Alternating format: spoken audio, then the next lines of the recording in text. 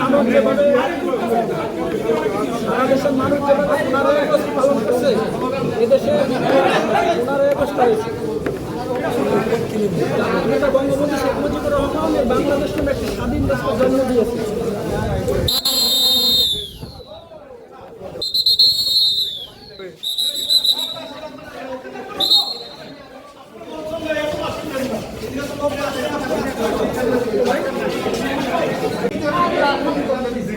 যাত্রাবাড়ি থানার একটা হত্যাচেষ্টা মামলায় জগন্নাথ বিশ্ববিদ্যালয়ের সাবেক সভাপতি, মহানগর দক্ষিণ আওয়ামী লীগের বিজ্ঞান ও প্রযুক্তি বিষয়ক সম্পাদক, ওয়ারী থানার সাবেক সাংগঠনিক সম্পাদক SM শরীফুল ইসলামকে CMM কোর্টের 32 নম্বর কোর্ট জনাব মোস্তাফিজুর রহমান সাহেবের আদালতে উপস্থাপন করা হয়। আদালতে উপস্থাপন করে এই আসামিকে আমরা CW মূল্যে জেল হাজতে পাঠানোর জন্য আবেদন করি।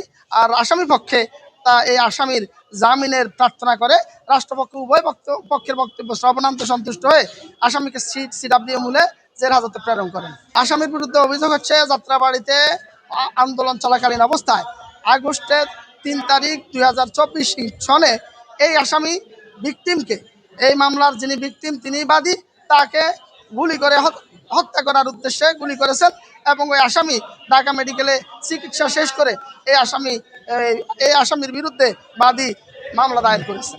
বসুন্ধরা ডায়াপেন্ট এখন আরো উন্নত। এই হট এয়ার থ্রো টপশিট দ্রুত শোষণ করে সোনামণিকে দেয় কোমল অনুভূতি। আপনারা জানেন, আজকে যাত্রাবাড়ি থানার মামলা নাম্বার 57/2025-এর আসামি হিসেবে ওয়ারী থানা আওয়ামী লীগের সাবেক সাংগঠনিক সম্পাদক FM শরীফুল ইসলামকে কোর্ট প্রডিউস করা হয়েছে। আজকে যেহেতু আসামির বিরুদ্ধে এজাহারের কোথাও কোনো সুনির্দিষ্ট অভিযোগ নাই এবং মামলার তদন্ত কর্মকর্তাও ইতিপূর্বে যতটুকু উনি তদন্ত করেছেন, এই আসামির বিরুদ্ধে কোনো ধরনের কোনো অভিযোগ উনি খুঁজে পাননি। ওনার তদন্তে তার বিরুদ্ধে কোনো অভিযোগের সত্যতা আসেনি।